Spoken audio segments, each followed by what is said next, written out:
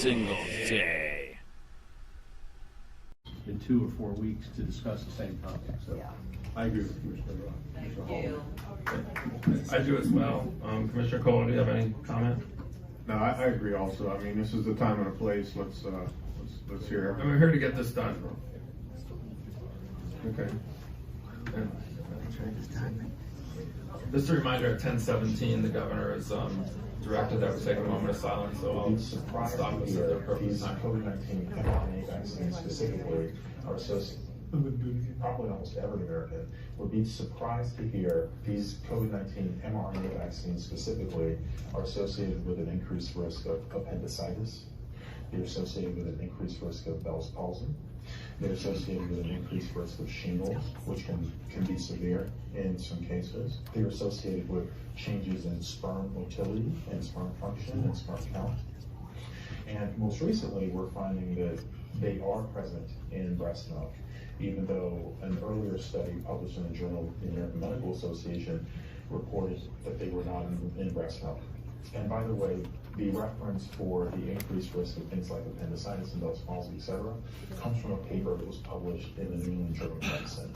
So one of the things that I and other people did during the pandemic that distinguished us, we were talking about Dr. Maria earlier, is that we tried to be honest and we called things out when they were not honest. Probably almost every American would be surprised to hear these COVID-19 mRNA vaccines specifically are associated with an increased risk of appendicitis.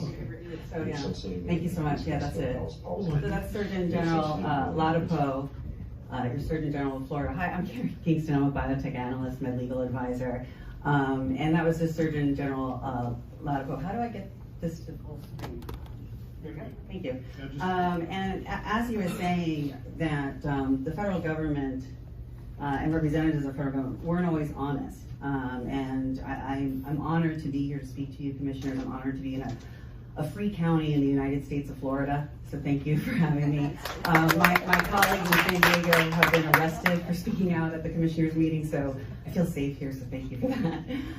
And I'm gonna go through this pretty quickly, but I do want to address these materials on the right-hand side, that chaotic piece that you see. That is one of the materials from the NIH for the COVID-19 education. And I agree this isn't a promotional piece, because in promotion, in my industry, under the law, you have to provide fair balance. And fair balance is what your Surgeon General just said. So on every one of these pieces, it would have to say, you're at risk for a heart attack, you're at risk for inflammation of your brain and spinal cord, you're at risk for having a stroke, you're at risk for having a reduced sperm count, you're at risk for having a spontaneous abortion, you're at risk for being infertile. And none of that was provided. And what's happened in America is many families, individuals, and counties have delegated the responsibilities of taking care of one another to the federal government. And when people and institutions don't have good intentions, or their intentions aren't in alignment with yours, they often will say things that, as Surgeon General Ladapo said, are not honest. And so I'm going to go through the materials real quick, and then I just want to go into what your Surgeon General has emphasized, which is that the safety needs to be taken in consideration in regards to the efficacy of these biological injections. So I want to show you some of the materials that I used to get paid from Big Pharma to look at, and then to create materials to educate doctors, and I want to share that information with you. It's been filed with the FDA. So let me just figure out how to do this. How do I? Spacebar should work. Spacebar. One quick question. Okay. Did you email this presentation to us yet? Yes, I did. It's an email. It is available online. It is, yeah, okay. Yeah, it is. This is from Mr.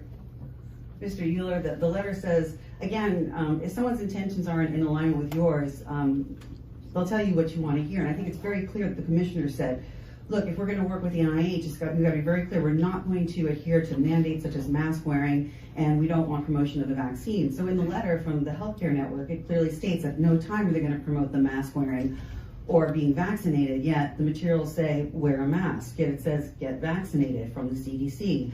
Yet the materials from Moderna say this is you're being offered a vaccine. So, I mean, I think it's reasonable to assume that maybe they're being disingenuous a little bit. So we don't know what's going on in the brick and mortar. We don't know what's going on in the mobile units.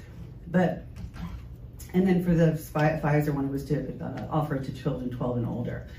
And Surgeon General Latipo recommends strongly against injecting the children, as well as strongly against injecting men under the age of 39. And I took a look at the materials the analysis that Surgeon Latipo had done for young men under the age of 40 who had cardiac-related death, and we're going to go into that. So what is these adverse outcomes that they're speaking of? I'm sure many people have heard of the vaccine adverse event reporting system, and it's said to represent about 1% of the actual events.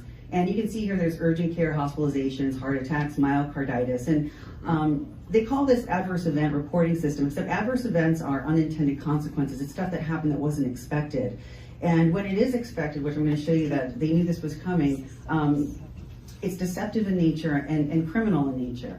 And these numbers do not properly reflect the actual numbers in the United States. There was an early app that was called the VSafe database for 10 million early adopters who got injected, and 7.7% of those 10 million had an adverse event. Over 500,000 of them had to go to urgent care. That was just in the first couple months of the rollout with just 10 million.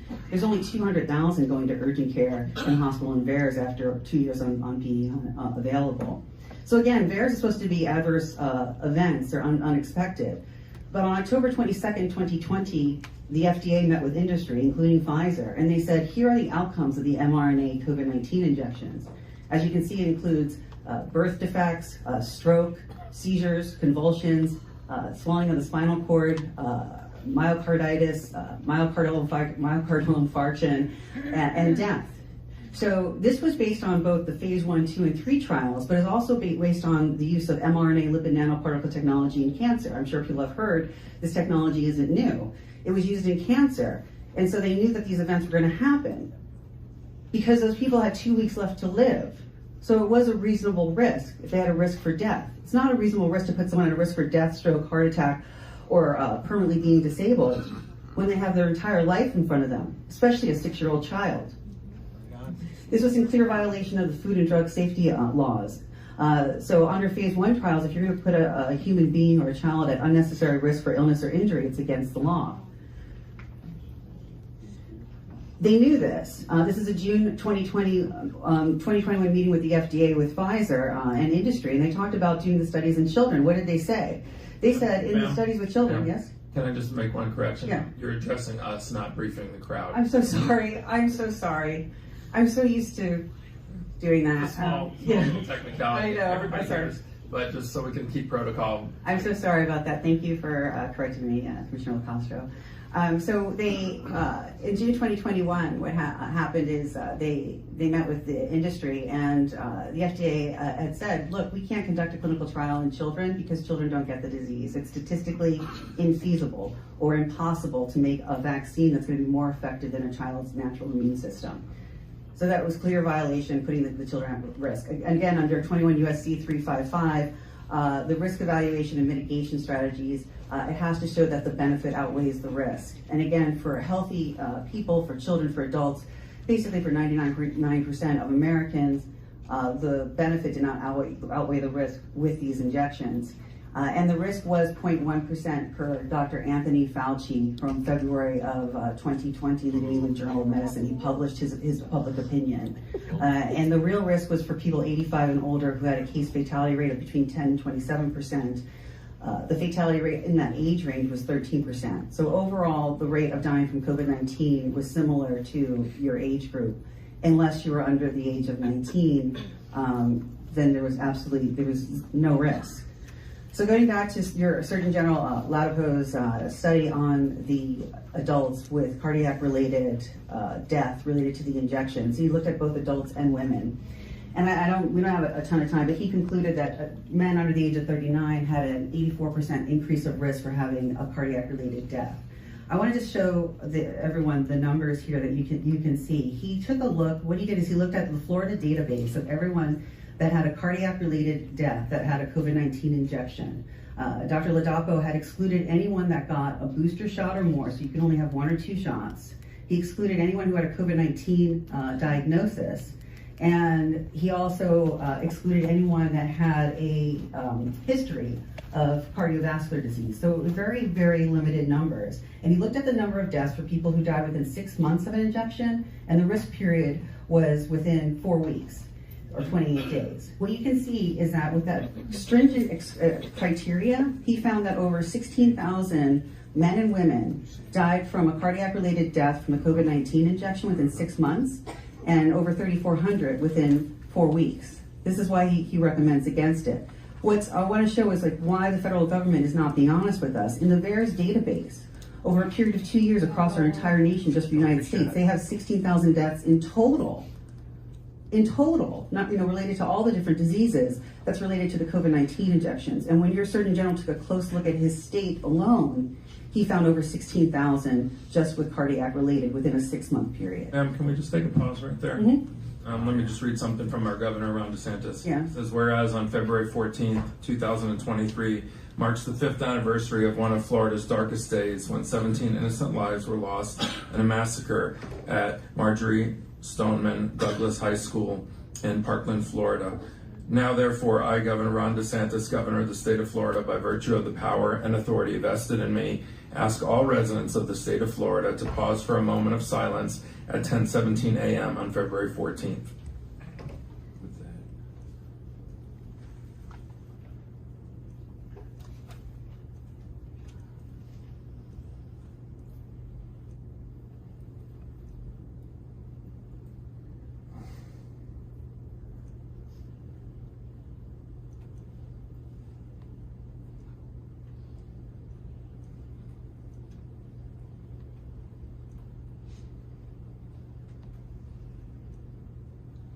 God bless those children and families.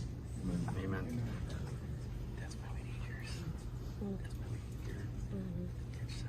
It's a tough act to follow. You're back on. Sorry. So I'll resume. Thank you. Let me put my timer on because I can be verbose, as you can imagine. I'll wrap this up in 3 minutes.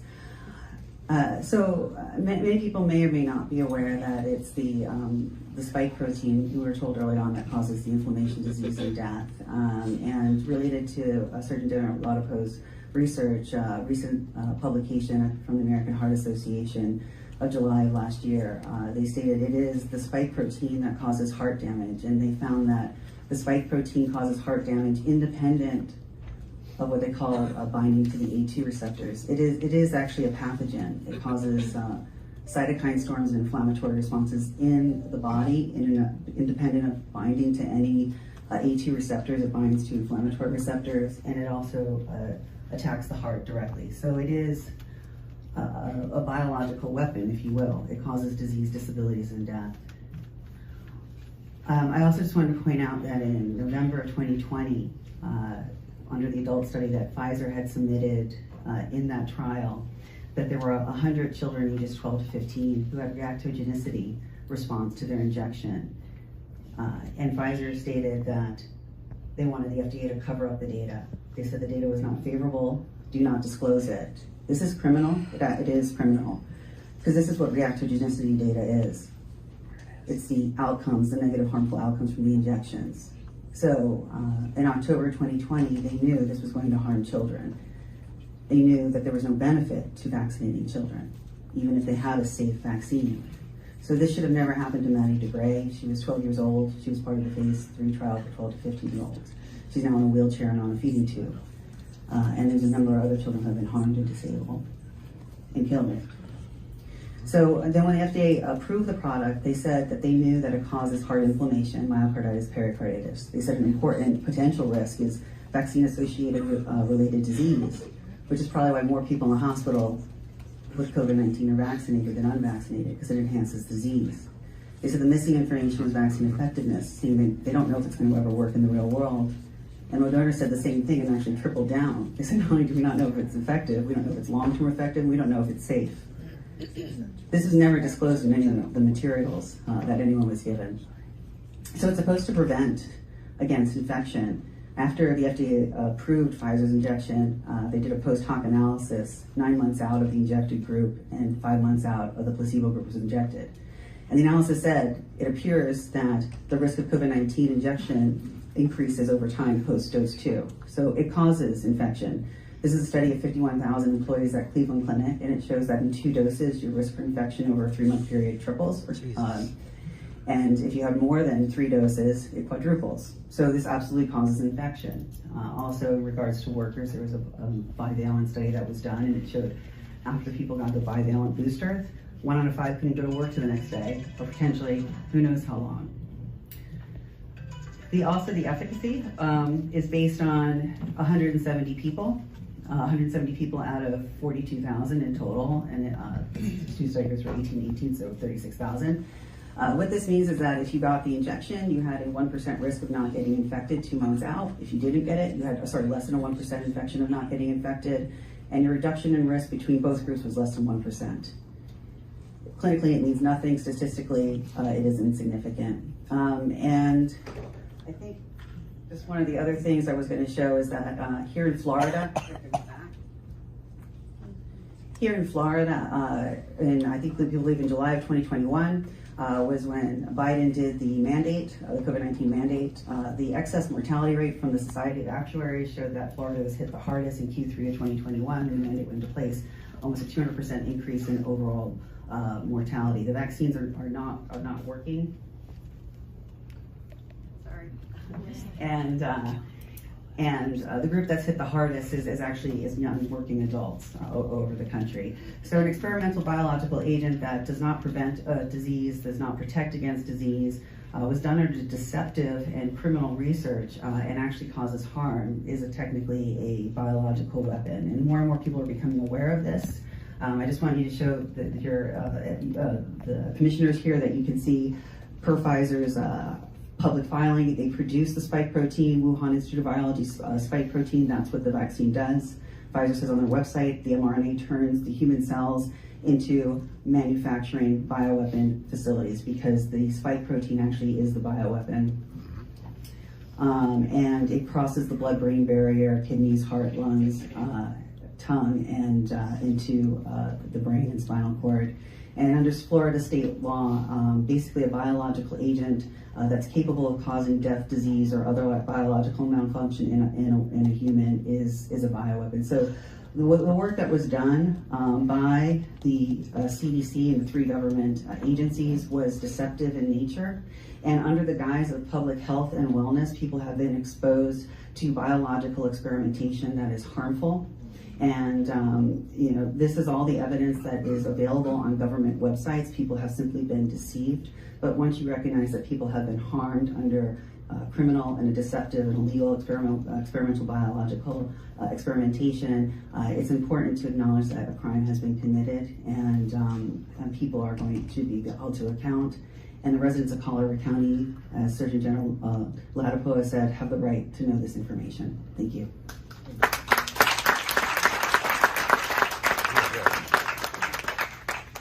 All right, sir. We have 14 public speakers. Your first speaker, and I'm going to call more than 2 names.